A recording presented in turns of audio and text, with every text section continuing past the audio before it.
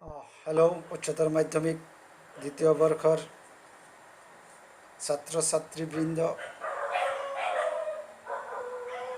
জয় জয়তে তোমালোক সকলোলৈ ৰাতিপুৱাৰ শুভাশীষ জ্ঞাপন কৰি আজিৰ পুনৰ পাঠদান বা ৰিভিজনৰ কাৰ্যসূচীলৈ তোমালোকৰ সন্মুখত উপস্থিত হৈছোহি। আৰু আজিৰ পাঠদানৰ বিষয়বস্তু হ'ল ইউনিট 1 বা গোট 1ত অন্তৰ্ভুক্ত অসমীয়া সাহিত্যৰ এগৰাকী আধ্যাত্মিক তত্ত্ব বাৰ্তাবাহক কবি মফিজুদ্দিন আহমদ হাজৰিকাৰ বিশ্ব খনিকৰ পাঠদানৰ কাৰ্যসূচীলৈ। আৰু বিশ্ব খনিকৰ কবিতাটি আজি ৰিভিজনৰ কাৰ্যসূচীত অন্তৰ্ভুক্ত, যিহেতুকে ইতিমধ্যেই আমাৰ অসমীয়া বিষয়ৰ বা অসমীয়া ছাবজেক্টৰ সকলো পাঠদান বা সকলোকেইটা গোটেই আমি ই লাৰ্ণিং প্ৰচেছ বা ই লাৰ্ণিং পদ্ধতিৰ জৰিয়তে সমাপ্ত কৰিবলৈ সক্ষম হৈছোঁ। কিন্তু পুনৰ এই পাঠখিনি পুনৰ সম্প্ৰচাৰ বা পুনৰ ৰিভিজনৰ কাৰ্যসূচী এটা হাতত লৈ এই পাঠখিনি আকৌ আলোচনা কৰিবলৈ তোমালোকৰ সন্মুখত উপস্থিত হৈছোহি। আৰু আমি জানো যে মফিজুদ্দিন আহমদ হাজৰিকা অসমীয়া কাব্য ক্ষেত্ৰখনৰ আধ্যাত্মিক তত্ত্বৰ বাৰ্তাবাহক এগৰাকী কবি। আৰু তাৰ নাম, তেখেতক আমি অসমীয়া সাহিত্যত জ্ঞান মালিনীৰ কবি নামেৰে অভিহিত কৰা হৈছে, বা অসমীয়া সাহিত্য জগতে তেখেতক জ্ঞান মালিনীৰ কবি বুলি অভিহিত কৰিছে। আৰু এই কবিতাটো হ'ল বিশ্ব প্লাছ খনিকৰ। বিশ্ব মানে পৃথিৱী, খনিকৰ মানে নিৰ্মাতা, যিনে কাঠ, মাটি, শিল আদিৰে মূৰ্তি তৈয়াৰ কৰে, তেখেত হ'ল খনিকৰ। আৰু এই পৃথিৱীৰ খনিকৰ বা নিৰ্মাতা হ'ল পৰম আৰাধ্য দেৱতা ভগৱান, যাক আমি চাক্ষুষ দৃষ্টিৰে কেতিয়াও দৰ্শন লাভ কৰিব নোৱাৰোঁ। যিয়ে নহওক, এই কবিতাটিৰ বিষয়বস্তু আলোচনা কৰাৰ আগতে আমি কবিতাৰ লগত সংগতিপূৰ্ণ বা কবিতাৰ লগত সম্পৰ্কিত কিছু কথা আমি আলোচনা কৰিবলৈ বা আলোচনা কৰাৰ অৱকাশ আছে। আমি জানো যে অসমীয়া সাহিত্যৰ, অসমীয়া কাব্য সাহিত্যৰ এটি স্বৰ্ণযুগ আৰম্ভ হৈছিল কলিকতা চহৰৰ পৰা, য'ত নেকি অসমৰ এদল ছাত্ৰ লক্ষ্মীনাথ বেজবৰুৱা, চন্দ্ৰকুমাৰ আগৰৱালা, হেমচন্দ্ৰ গোস্বামীকে আদি কৰি চক্ৰেশ্বৰ ভট্টাচাৰ্য, এই ধৰণৰ বহু ৰথী মহাৰথী, বহু সাহিত্য, অসমীয়া সাহিত্যৰ পুৰোধা ব্যক্তিসকলে কলিকতাত অধ্যয়নৰত আছিল। আৰু সেই সময়ত তেওঁলোকে অসমীয়া ভাষা সাহিত্যৰ উন্নতিকল্পে বা অসমীয়া সাহিত্যৰ ভাষা সাহিত্যৰ উন্নতিৰ কাৰণে তেওঁলোকে এটি মুখপাত্ৰ বা এটা আলোচনীৰ সৃষ্টি কৰিছিল, যিখনৰ নাম দিয়া হৈছিল জোনাকী। আৰু সেই আলোচনী বা সেই মুখপাত্ৰক কেন্দ্ৰ কৰিয়েই এটি যুগৰ সৃষ্টি হৈছিল, যিটোক জোনাকী যুগ বা ৰোমান্টিক যুগ বুলি কোৱা হয়। আৰু আমাৰ এইগৰাকী বিশ্ব খনিকৰ কবিতাৰ কবি মফিজুদ্দিন আহমদ হাজৰিকা জোনাকী যুগৰ কবি বুলি আমি সকলোৱে জানো। কিন্তু তেখেত জোনাকী যুগৰ কবি হ'লেও তেখেত কিন্তু জোনাকী কাকতৰ লগত কোনো পধ্যেই জড়িত নাছিল। তেখেত জোনাকী কাকতৰ লগত জড়িত নাছিল, আৰু যাৰ বাবে তেখেতৰ কবিতাৰ বিষয়বস্তু আৰু ছন্দৰীতি জোনাকী যুগৰ কবিসকলৰ লগত তেখেতৰ অলপ পৃথক আছিল। আৰু এইগৰাকী কবিয়ে সহজ সৰল ঘৰুৱা ভাষাৰ যোগেদি সহজ বুদ্ধ ৰূপকৰ সহায়ত আধ্যাত্মিক তত্ত্ব সুন্দৰভাৱে প্ৰকাশ কৰিবলৈ সক্ষম হৈছিল। আৰু অসমীয়া কাব্য ক্ষেত্ৰখনলৈ বা অসমীয়া কবিতাৰ ক্ষেত্ৰখনলৈ আধ্যাত্মিক তথা দাৰ্শনিক চিন্তাধাৰা কেনেকৈ আহিছিল তাৰ এটি আভাস দিয়াৰ উদ্দেশ্যে এই কবিতাটি আমাৰ পাঠ্যক্ৰমত অন্তৰ্ভুক্ত কৰা হৈছে। এতিয়া আমি জানো প্ৰথম কথা হ'ল বিশ্ব খনিকৰ এটি আধ্যাত্মিক কবিতা। মফিজুদ্দিন আহমদ হাজৰিকা জোনাকী যুগৰ সমসাময়িক কবি। তেখেতৰ ঘৰুৱা ভাষা চন্দ্ৰৰীতি সুকীয়া আৰু তেখেতে আধ্যাত্মিক তত্ত্ব অসমীয়া কাব্যক্ষেত্ৰখনলৈ পোনপ্ৰথমবাৰৰ বাবে আধ্যাত্মিক তত্ত্ব বোৱাই আনিছিল এইগৰাকী কবি মফিজুদ্দিন আহমদ হাজৰিকাই। মফিজুদ্দিন আহমদ হাজৰিকাৰ জন্ম হয় 1870 চনৰ ডিব্ৰুগড়ত আৰু এইগৰাকী কবিৰ প্ৰথম কবিতা পুথি জ্ঞানমালিনী 1896 খ্ৰীষ্টাব্দত প্ৰকাশ পায় আৰু প্ৰকাশৰ লগে লগে কবিতাসমূহে সাহিত্যিকসকলৰ মাজত আলোড়ন সৃষ্টি কৰিছিল। ইয়াতে এটা উল্লেখযোগ্য কথা হ'ল যে এইগৰাকী কবি মফিজুদ্দিন আহমদ হাজৰিকাৰ এটি কবিতা পুথি জ্ঞানমালিনী, আধ্যাত্মিক কবিতাৰ কবিতা পুথি জ্ঞানমালিনী প্ৰকাশ পোৱাৰ লগে লগে সেই জ্ঞানমালিনীত অন্তৰ্ভুক্ত কবিতাখিনিয়ে অসমীয়া সাহিত্যিকসকলৰ মাজত এক আলোড়ন সৃষ্টি কৰিবলৈ সক্ষম হৈছিল।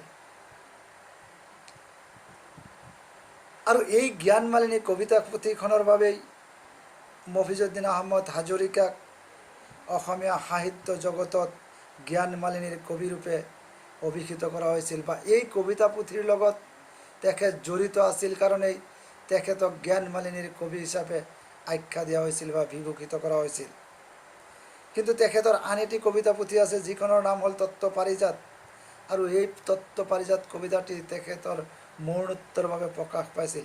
তাৰমানে মফিজুদ্দিন আহমদ হাজৰিকাৰ মৃত্যুৰ পিছত এই তত্ত্ব পাৰিজাত কবিতা পুথি প্ৰকাশ হৈছিল। আৰু এইগৰাকী মফিজুদ্দিন আহমদ হাজৰিকা 1930 চনত গোলাঘাটত অনুষ্ঠিত অসম সাহিত্য সভাৰ সভাপতিৰ পদ অলংকৃত কৰিছিল। তেখেতৰ মৃত্যু হৈছিল 1958 চনত। আৰু অসমীয়া কাব্য সাহিত্যলৈ চুফিতা উৰ্দু সাধকসকলৰ ভাৱধাৰা, চুফি উৰ্দু সাধকসকলৰ ভাৱধাৰা বা উৰ্দু বা চুফি কবিতাৰ বিষয়বস্তুৰ ইংগিত পোনপ্ৰথমবাৰৰ বাবে মফিজুদ্দিন আহমদ হাজৰিকাই অসমীয়া কাব্যক্ষেত্ৰখনলৈ বোৱাই আনিছিল। তেতিয়াহ'লে অসমীয়া কাব্যক্ষেত্ৰখনলৈ চুফি ভাৱধাৰা, অন্যহাতে অসমীয়া কাব্যক্ষেত্ৰখনলৈ আধ্যাত্মিক তত্ত্বৰ ভাৱধাৰা বোৱাই আনিছিল আমাৰ জোনাকী যুগৰ সমসাময়িক কবি মফিজুদ্দিন আহমদ হাজৰিকাৰ কবিতাই। গতিকে আমি জানো মফিজুদ্দিন আহমদ হাজৰিকাৰ বিশ্ব খনিকৰ কবিতাৰ বিষয়বস্তু সম্বন্ধে আমি গম পালোঁ আধ্যাত্মিক কবিতা। আৰু আধ্যাত্মিক মিন্স ঈশ্বৰ বা ভগৱান সম্বন্ধীয় যিসমূহ চিন্তা চৰ্চা বা ঈশ্বৰ বা ভগৱানৰ যি কাৰ্যকলাপ সম্বন্ধীয় যি বিষয়বস্তুৰ লগত জড়িত সেয়ে হ'ল আধ্যাত্মিক। গতিকে এই কবিতাটি হ'ল অসমীয়া সাহিত্যৰ এটি আধ্যাত্মিক কবিতা।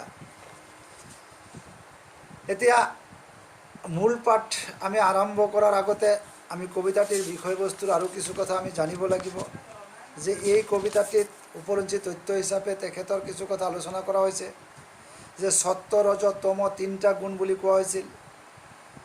আৰু এই তিনিটা গুণৰ লগতেই এই তিনিটা গুণতেই অৰ্থাৎ জগতৰ লয় আৰু স্থিতি, জগতৰ স্থিতি আৰু লয় জড়িত হৈ আছে। সত্য ৰজ তম এই তিনিটা গুণৰ লগতেই গোটেই জগতখনৰ স্থিতি লয় জড়িত হৈ আছে। ইয়াতে সত্য গুণ হ'ল সুখদায়ক বা জ্ঞানাত্মক। যিসকল সত্য গুণৰ অধিকাৰী তেওঁলোক সুখদায়ক আৰু তেওঁলোক জ্ঞানেৰে পৰিপূৰ্ণ। আৰু এই সত্য গুণৰ অধিকাৰীসকল সুখত আসক্ত হৈ থাকে বা সত্য গুণৰ অধিকাৰী জীৱক সুখত মুগ্ধ কৰি ৰাখে।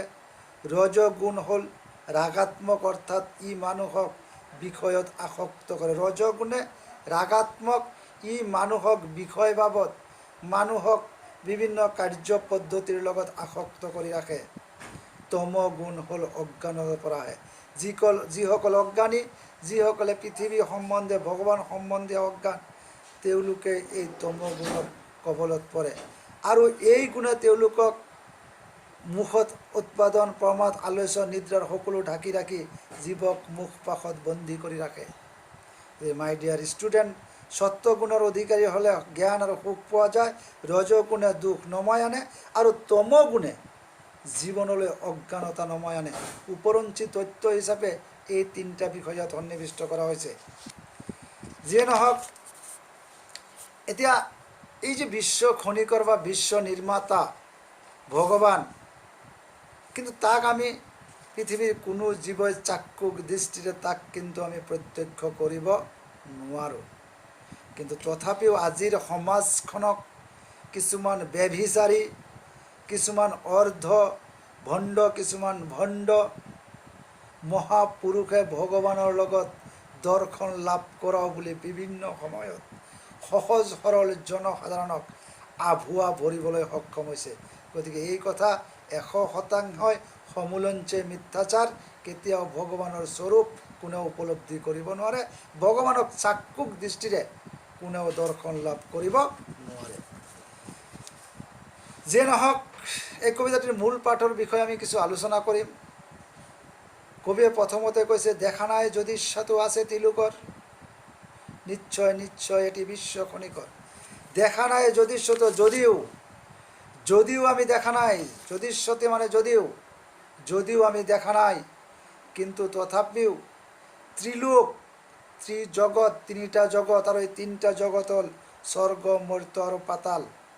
আৰু অৰ্থ আছে, অৰ্থত লিখা হৈছে ত্ৰিজগত মানে, ত্ৰিলোক মানে স্বৰ্গ, মৰ্ত্য আৰু পাতাল। গতিকে আমি যদিও দেখা নাই, যদিও আমি দেখা পোৱা নাই, কিন্তু এই তিন লোকৰ নিশ্চয় নিশ্চয় এটি বিশ্ব খনিকৰ। দুবাৰ কৈছে নিশ্চয় নিশ্চয় এজন বিশ্ব খনিকৰ আছে, এজন খনিকৰ বা এজন বিশ্ব নিৰ্মাতা আছে। আৰু সেইগৰাকী বিশ্ব নিৰ্মাতা বা খনিকাৰেই হ'ল, যাক আমি চাক্ষুষ দৃষ্টিৰে দৰ্শন লাভ কৰিব নোৱাৰোঁ, এইগৰাকী ভগৱান। গতিকে যদিও আমি দেখা নাই, কিন্তু আমি অন্তৰেৰে উপলব্ধি কৰিব পাৰোঁ। অন্তৰৰ আত্মাৰ দ্বাৰা যাৰ স্বৰূপ আমি অনুধাৱন কৰিব পাৰোঁ, সেইগৰাকী হ'ল ত্ৰিলোকৰ সৃষ্টিকৰ্তা বিশ্ব খনিকৰ। আৰু এই ধৰণৰ ভাৱনাই হ'ল আধ্যাত্মিক ভাৱনা। গ্ৰহ তৰা বেলি জোন আছে আলাসতে পোন। এতিয়া আমি যদি চাব যাওঁ, পৃথিৱীৰ যিসমূহ জীৱ আছে, সেইসকলে মাটিত ভাঁজ দি, মাটিৰ ওপৰত ভৰ দি জীৱন নিৰ্বাহ কৰি আছে। কিন্তু আকাশৰ পিনে যদি চাওঁ, ওপৰৰ পিনে আমি দেখা পালে গ্ৰহ তৰা, ওপৰৰ পিনে গ্ৰহ তৰা বেলি জোন যেন আছে আলাসতে পোন, শূন্যৰ, আলাসতে মানে যেন শূন্যৰ ওপৰত ভৰ দি পোন হৈ আছে। আৰু সেই শূন্য বা আলাসতে পোন হৈ থকাৰ মূলতেই হ'ল এইগৰাকী বিশ্ব খনিকৰৰ সুদৃষ্টিৰ প্ৰভাৱ। আৰু এইগৰাকী বিশ্ব খনিকৰৰ সুদৃষ্টিৰ বশৱৰ্তী হোৱাৰ বাবেই গ্ৰহ তৰা বেলি জোন শূন্যৰ ওপৰত পোন হৈ আছে। তেওঁৰে কৃপা জৰি টনাটনি কৰি ল'ৰা তিৰি আই ভাই এই সকলোকে পাই, মৰু জগততো নৰে আছে জীৱ ধৰি। তেওঁৰে কৃপা জৰি টনাটনি কৰি, আৰু এইগৰাকী বিশ্ব খনিকৰৰ, এইগৰাকী ভগৱানৰ কৃপাৰ জৰি, কৃপাৰ সুদৃষ্টিৰ বলত বা তেওঁৰ কৃপাৰ দ্বাৰা মহীয়ান হৈ, তেওঁৰ কৃপাক আমি ভগ বতৰুৱা কৰি পৃথিৱীত ল'ৰা তিৰি আই ভাই, সন্তান, নিজৰ পুত্ৰ, নিজৰ কন্যা, নিজৰ আই, নিজৰ ভাই, নিজৰ মা দেউতা সকলোকে পাই এটি আমি সুন্দৰ সংসাৰ বা এটি সুন্দৰ জীৱন নিৰ্বাহ কৰি আছোঁ। আৰু এই সকলোকে পোৱাৰ মূলতে এই ল'ৰা তিৰি আই ভাই জীৱে টানাটানি কৰি, জুৰি টানাটানি কৰি সংসাৰত জীৱন ধাৰণ কৰাৰ মূলতেই হ'ল সেইগৰাকী ভগৱান বা সেইগৰাকী বিশ্ব খনিকৰ। আৰু যাৰ সুবাদত, যাৰ সুদৃষ্টিৰ বলত, যিগৰাকী ভগৱানৰ সুদৃষ্টিৰ বলত মৰু জগততে নৰে আছে জীৱ ধৰি। মৰু জগত, য'ত নেকি মৰুভূমি, য'ত নেকি বালি, য'ত নেকি বালিময়, য'ত নেকি জীৱন ধাৰণ কৰা সম্ভৱ নহয়, তাতেও নৰে, তাতেও মানুহে জীৱন ধাৰণ কৰি আছে। আৰু এই জীৱন ধাৰণৰ মূলত জড়িত হৈ আছে এইগৰাকী বিশ্ব খনিকৰ বা ভগৱানৰ সুদৃষ্টি বা ভগৱানৰ কৃপা, ভগৱানৰ জৰীৰ টানাটনি। আৰু সেই ভগৱানৰ কৃপাৰ বলতেই আজি সাগৰত মানুহে বসবাস কৰি আছে, মৰুভূমিত বসবাস কৰি আছে, পৰ্বতত বসবাস কৰি আছে, সাগৰ মহাসাগৰত বসবাস কৰি আছে।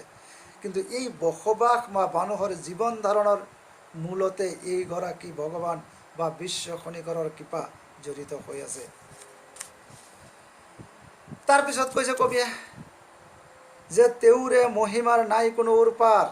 আৰু এইগৰাকী ভগৱানৰ, তেখেতৰ মহিমা, তেখেতৰ সৰ্বশক্তি, তেখেতৰ স্বৰূপ,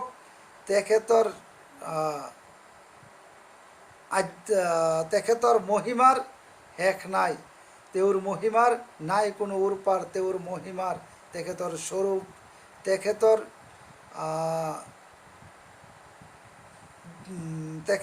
ক্ষমতা বা তেখেতৰ সত্য বা তেখেতৰ স্বৰূপ আমি কৈ পেলাই শেষ কৰিব নোৱাৰোঁ। তেখেতৰ মহিমাৰ আমি কেতিয়াও শেষ কৰিব নোৱাৰোঁ, নাই কোনো উৰপাৰ। একোখিলা আছে যে কত চিন। আৰু তাৰ অন্তৰত আমি ক'ব পাৰোঁ এইগৰাকী ভগৱানৰ মহিমাৰ দ্বাৰা মহীয়ান হৈ, এইগৰাকী ভগৱানৰ বা বিশ্ব খনিকৰৰ মহিমাৰ দ্বাৰা মহিমা মণ্ডিত হৈ একে বৰণৰ গছ পাতত বিভিন্ন চিন জড়িত হৈ আছে। চিন মিন্স বিভিন্ন গছৰ যহ গুণ, বিভিন্ন গছৰ নাম ফলক এই পাতৰ লগত জড়িত হৈ আছে। আৰু তাৰ অন্তৰালত এইগৰাকী ভগৱানৰ সুদৃষ্টি জড়িত হৈ আছে, এইগৰাকী ভগৱানৰ মহান কৃপা জড়িত হৈ আছে, যাৰ নেকি মহিমাৰ আমি শেষ কৰিব নোৱাৰোঁ। একখিলা আছে কত চিন, তেওঁৰে নাম লৈ কেনে জটা থৰ হৈ। একে ধৰণৰ গছপাত, একে ধৰণৰ সেউজীয়া পাতত বিভিন্ন চিন জড়িত হৈ আছে। তেওঁৰে যেন নাম লৈ, তেওঁৰে সুদৃষ্টিৰ বলত, তেওঁৰ শক্তিৰ দ্বাৰা মহীয়ান হৈ গছ গছনি যেন জঠা বা থৰ হৈ পৃথিৱীত জীৱন নিৰ্বাহ কৰি আছে, পৃথিৱীত থৰ হৈ থিয় হৈ আছে। আৰু যত গছে বাই যহস্যাৰ বিন, তাৰ মাজতে বহু গছে ভগৱানৰ মহিমাৰ দ্বাৰা মহীয়ান হৈ বা বিশ্ব খনিকৰৰ গুণৰ বলত মহীয়ান হৈ এই গছসমূহে নিজৰ যশ গুণ, নিজৰ গুণাগুণৰ বিন বা নিজৰ যশস্যাৰ বিন বাবলৈ সক্ষম হয়। সকলোতে আছে তেওঁ কিন্তু নেদেখে কেও, উৰণিৰে মুখ ঢাকি থাকে ওচৰত, হাই খেপিয়ালে পাবলৈকে নাই। কিন্তু এইগৰাকী ভগৱানক কোনেও দেখা নাপায়। তেওঁ সকলোতে আছে, যেন মূৰণিৰে মুখ ঢাকি আছে, কিন্তু আমি তেওঁক দেখা নাপাওঁ। তেওঁ যেন আমাৰ মাজত, পৰ্দাৰ মাজত বিলীন হৈ আছে, কিন্তু তেওঁক খেপিয়ালে হাই পাবলৈকো নাই। কিন্তু তেওঁক যদি আমি খেপিয়াই বিচাৰি ফুৰোঁ, তেওঁক যদি আমি ফাকে ফাকে বিচাৰি ফুৰোঁ, তেতিয়াহ'লে কিন্তু তেওঁক পাবলৈ নাই, কিন্তু তেওঁক আমি পাব নোৱাৰোঁ। তাৰ উদাহৰণ হিৰণ্যকশিপু আৰু প্ৰহ্লাদৰ উদাহৰণ তোমালোকে পাই আহিছা। যে প্ৰহ্লাদৰ পিতৃ হিৰণ্যকশিপু আছিল এজন বিষ্ণু বৈৰী, আৰু প্ৰহ্লাদ আছিল বিষ্ণু ভক্ত। ভগৱানৰ পূজা অৰ্চনা কৰা দেখা পায়, বিষ্ণুৰ ভক্তি দেখা পায়। বিভিন্ন সময়ত হিৰণ্যকশিপুই প্ৰহ্লাদক তাচ্ছিল্য কৰি আহিছিল, তেখেতক ভৰ্ৎসনা কৰি আহিছিল, আৰু তেওঁ ভগৱান ক'ত আছে বুলি তাচ্ছিল্য কৰিছিল। আৰু প্ৰহ্লাদে কৈছিল তোমাৰ সন্মুখত কাছৰ স্তম্ভত ভগৱান আছে। আৰু তেওঁ ব্ৰজ মুষ্টিৰে তাত আঘাত কৰিছিল, আৰু ভগৱানে তাৰ পৰা নৰসিংহ ৰূপ ধৰি, দৈত্যৰ ৰূপ ধৰি হিৰণ্যকশিপুক বধ কৰিছিল। গতিকে সেইটো হ'ল ভক্তৰ মহিমা মণ্ডিত কথা। কিন্তু আমি যদি সাধাৰণ দৃষ্টিত চাবলৈ যাওঁ, ভগৱানক কিন্তু আমি বিচাৰি ফুৰিলে ক'তো নাপাওঁ। আৰু প্ৰহ্লাদ আৰু হিৰণ্যকশিপুৰ উদাহৰণটোৰ দ্বাৰা আমি ইয়াকে বুজি পাওঁ যে ভক্তই অগাধ ভক্তিৰ বলত ভগৱানৰ সান্নিধ্য লাভ কৰিব পাৰে, কিন্তু বাস্তৱ জগতত আমি ভগৱানক বিচাৰি ফুৰিলে কেতিয়াও নাপাওঁ। গতিকে হাই খেপিয়ালে হাই পাবলৈকো নাই, তেওঁক আমি বিচাৰি ফুৰিলে আমি পাবলৈ সক্ষম নহওঁ। অকণকো চিমচাপ ধৰাপিৰ ওপৰত সত্য-ৰজ তমগুণ সকলোতে নিৰ্গুণ। কিন্তু অকণকো চিনচাপ ধৰাৰ ওপৰত, কিন্তু তেখেতৰ যদি আমি পৃথিৱীত চিন চাপ লেখ মুকাম যদি আমি বিচাৰিবলৈ যাওঁ, কিন্তু আমি ক'তো দেখা নাপাওঁ যে পৃথিৱীত তেখেতৰ কোনো চিন চাপ, তেখেতৰ কোনো স্বৰূপ, তেখেতৰ কোনো ৰূপ, তেখেতৰ কোনো সাজ সজ্জা আমি দেখিবলৈ নাপাওঁ। যাৰ কাৰণে কৈছে সত্য-ৰজ তমগুণ। সত্য গুণৰ অধিকাৰী হ'লে জ্ঞান বা সুখ পোৱা যায়, সত্যগুণৰ অধিকাৰী হোৱাৰ লগে লগে মানুহ জ্ঞানৱতী হয় আৰু সুখ লাভ কৰে। ৰজগুণে দুখ নমাই আনে আৰু তমগুণে জীৱনলৈ অজ্ঞানতা নমাই আনে। এই সত্য ৰজ তমগুণ এই তিনিৰ সকলো গুণতে নিৰ্গুণ। এই তিনিও গুণতে ভগৱান জড়িত যদিও সকলো গুণৰ ঊৰ্ধ্বত হ'লে বিশ্ব খনিকৰ বা ভগৱান। গতিকে মাই ডিয়াৰ ষ্টুডেণ্টছ, যদিও ভগৱান উৰণিৰে মুখ ঢাকি আমাৰ ওচৰত আছে, কিন্তু তেওঁক আমি বিচাৰি খেপিয়ালে নাপাওঁ। সত্য ৰজ তমগুণ এই তিনি গুণৰ ঊৰ্ধ্বত এইগৰাকী ভগৱান, কিন্তু তথাপি আমি তেওঁক নাপাওঁ। বোলে শুনো গিৰি বিশ্ব মহাজন, পৃথিৱীৰ যিনো গুস্য বোলো শুনো বিশ্বগিৰি, পৰ্বত পাহাৰ গছ বৃক্ষ ধনী মানি সৰু ডাঙৰ মহাজন সমস্তা, সকলোৰ মূলতে হ'ল এইগৰাকী মহান বিশ্ব খনিকৰ বা ভগৱান। মাই ডিয়াৰ ষ্টুডেণ্টছ, গতিকে এই আধ্যাত্মিক তত্ত্ব বাৰ্তা বাহক এই কবিতাটিত কেৱল ভগৱানৰ স্বৰূপৰ কথা দাঙি ধৰা হৈছে। ভগৱানৰ নাম লৈ কেনেদৰে জীৱই পৃথিৱীত জীৱন ধাৰণ কৰি আছে, ভগৱানৰ সুদৃষ্টিৰ বলত কেনেকৈ মানুহে মৰু জগতত জীৱন নিৰ্বাহ কৰিবলৈ সক্ষম হৈছে। কিন্তু যাৰ স্বৰূপ আমি দেখা নাপাওঁ, যাক আমি চাক্ষুক দৃষ্টিৰে দেখা নাপাওঁ, কিন্তু তথাপিও এইগৰাকী ভগৱানে সকলো ক্ষেত্ৰতে জীৱক উদ্ধাৰ কৰি আহিছে, সকলো সময়তে জীৱক ৰক্ষা কৰি আহিছে আৰু মুখ ঢাকি আমাৰ ওচৰত আছে, কিন্তু আমি তেওঁক খেপিয়ালে নাপাওঁ। তেওঁৰ মহিমাৰ বলত গহৰ তহা বেলি শূন্যৰ ওপৰত পোন হৈ আছে। তেওঁৰ মহিমাৰ বলতেই বিভিন্ন গছ পাতে যশস্যাৰ গুণ বখানিবলৈ সক্ষম হৈছে। গতিকে মাই ডিয়াৰ ষ্টুডেণ্টছ, আধ্যাত্মিক তত্ত্বৰ বাৰ্তা বাহক এই কবিতাটোৰ জৰিয়তে ভগৱানৰ বিভিন্ন ৰূপৰ কথা দাঙি ধৰা হৈছে আৰু এই ভগৱান সকলো গুণৰ ঊৰ্ধ্বত যিগৰাকী ভগৱান ত্ৰিলোক সৃষ্টি কৰিছে, স্বৰ্গ মৰ্ত্য পাতাল সকলোতে তেওঁ নিৰ্গুণ, কিন্তু কোনো গুণৰ লগত তেওঁ জড়িত নহয়। জগতৰ স্থিতি আৰু লয়, জগতৰ সৃষ্টি লয় আৰু স্থিতিৰ মূলতেই এইগৰাকী ভগৱান জড়িত হৈ আছে, তেখেতৰ স্বৰূপ জড়িত হৈ আছে আৰু তেখেত সকলোৱে তেওঁৰ অস্তিত্ব অনুভৱ কৰে, কিন্তু তেওঁ মায়াৰ দ্বাৰা মায়াৰ উৰণিৰে মুখ ঢাকি আমাৰ ওচৰতে আছে, কিন্তু তথাপিও আমি তেওঁক বিচাৰি নাপাওঁ। গছৰ প্ৰতিটো পাতেও তেওঁৰ মহিমৰ কথাকে বখানে, তেওঁৰ মহিমাৰ কথা গছ বৃক্ষই বখানি থাকে। সকলোতে পৰম সত্তা বিৰাজমান, সকলোৱে তেওঁৰ অস্তিত্ব অনুভৱ কৰে, কিন্তু চাক্ষুক দৃষ্টিৰে কোনেও তেওঁক দৰ্শন লাভ কৰিব নোৱাৰে। আত্মাৰ দ্বাৰাহে ভগৱানক আমি পাব বিচাৰোঁ। ত্ৰিলোকৰ সৃষ্টি স্থিতিৰ মূলতে এক পৰম সত্তাৰ অনুভৱ কৰিব পাৰি। ত্ৰিলোকৰ স্বৰ্গ মৰ্ত্য পাতাল এই তিনিওটা স্থিতিৰ মূলতে সেইগৰাকী পৰম পুৰুষ বিশ্ব খনিকৰ বা ভগৱানৰ অস্তিত্ব অনুভৱ কৰিব পাৰি। গতিকে মাই ডিয়াৰ ষ্টুডেণ্টছ, আৰু এই কবিতাটি দুটা পাঠদানৰ জৰিয়তে পুনৰ পাঠদানৰ কাৰ্যসূচী সমাপ্ত কৰাৰ কাৰণে এই কথাখিনি আজি ইয়ালৈকে স্থগিত ৰাখিব বিচাৰিছোঁ। এতিয়া কথাটো হ'ল, মহিজুদ্দিন আহমেদ হাজৰিকাৰ কবিতাটো কি কবিতা, ইয়াৰ বিষয়বস্তু কি, গোটেই কথাখিনি পালোঁ। তেখেতৰ অসমীয়া কাব্যখনলৈ কাৰ কবিতাৰ জৰিয়তে চুফি বা উৰ্দু কবিতাৰ ভাৱধাৰা আহিছিল, তেওঁ কোনখন সাহিত্যসভাৰ সভাপতি আছিল, মূল পাঠ হিচাপে ভগৱানৰ স্বৰূপ কেনেকৈ দাঙি ধৰা হৈছিল, গোটেই কথাখিনি ইয়াত আলোচনা কৰা হৈছে। গতিকে আৰু এটা পাঠদানৰ জৰিয়তে এই বিশ্ব খনিকৰ কবিতাটি সমাপ্ত কৰিব বিচাৰিম।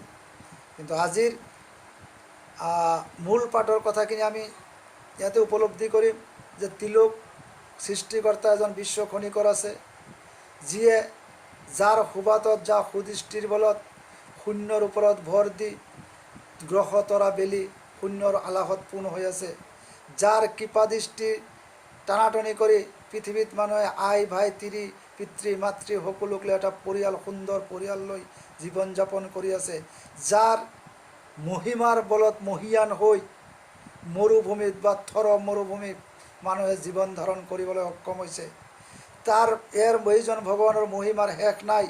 তেওঁৰ মহিমাৰ ফলত গছে যশস্যাৰ বিন বাইছে আৰু গছ জটা থৰ হৈ থিয় হৈ আছে আৰু বহু গছে যশস্যাৰ বিন বাইছে, কিন্তু তেওঁক আমি নাপাওঁ। তেওঁ সকলো গুণৰ ঊৰ্ধ্বত, তেওঁক আমি দেখা নাপাওঁ, তেওঁ আমাৰ মাজত এক সৰ্বগাহী উৰণিৰ দ্বাৰা আবৃত্ত হৈ আছে, উৰণিৰ ভিতৰত আছে, কিন্তু তেওঁক খেপিয়ালে নাপাওঁ, পাবলৈ নাই, কিন্তু তেওঁক বিচাৰিলে আমি নাপাওঁ আৰু পোৱাটো সম্ভৱো নহয়। আৰু সেইটোৱেই হ'ল ভগৱান, আৰু সেইগৰাকী হ'ল বিশ্ব খনিকৰ। সত্য ৰজ তম 3 গুণৰ ঊৰ্ধত সেইগৰাকী ভগৱান জড়িত হৈ আছে, আৰু যাৰ গুণৰ ঊৰ্ধত হ'ল বিশ্ব খনিকৰৰ গুণ। বোলে বিশ্ব হিৰি গিৰি মহাজন, আৰু এই পৃথিৱীৰ পৰ্বত পাহাৰ জোন বেলি তৰা গমস্তা মহাজন ধনী দুখীয়া সকলোৱে হ'ল মূলতে হ'ল এইগৰাকী ভগৱান বা এইগৰাকী বিশ্ব খনিকৰ। গতিকে মাই ডিয়াৰ ষ্টুডেণ্টছ, গতিকে মফিজুদ্দিন আহমদ হাজৰিকাৰ আধ্যাত্মিক তত্ত্বৰ বাৰ্তাবাহক কবিতা বিশ্ব খনিকৰ কবিতাটিৰ পাঠদান ইয়াতে সামৰণি মাৰিব বিচাৰিছোঁ। আৰু এটি পাঠদানৰ কাৰ্যসূচীৰ লৈ এই বিশ্ব খনিকৰ কবিতাৰ ৰিভিজনৰ পাঠদানৰ পৰিসমাপ্তি ঘটাম। গতিকে আজিলৈ ইয়াতেই এই কবিতাটো স্থগিত ৰাখিব বিচাৰিছোঁ। পৰৱৰ্তী এই কবিতাটিৰ শেষাংশলৈ তোমালোকৰ সন্মুখত উপস্থিত হোৱাৰ প্ৰতিশ্ৰুতিৰে বিদায় লৈছোঁ। ধন্যবাদ। আসসালামু আলাইকুম।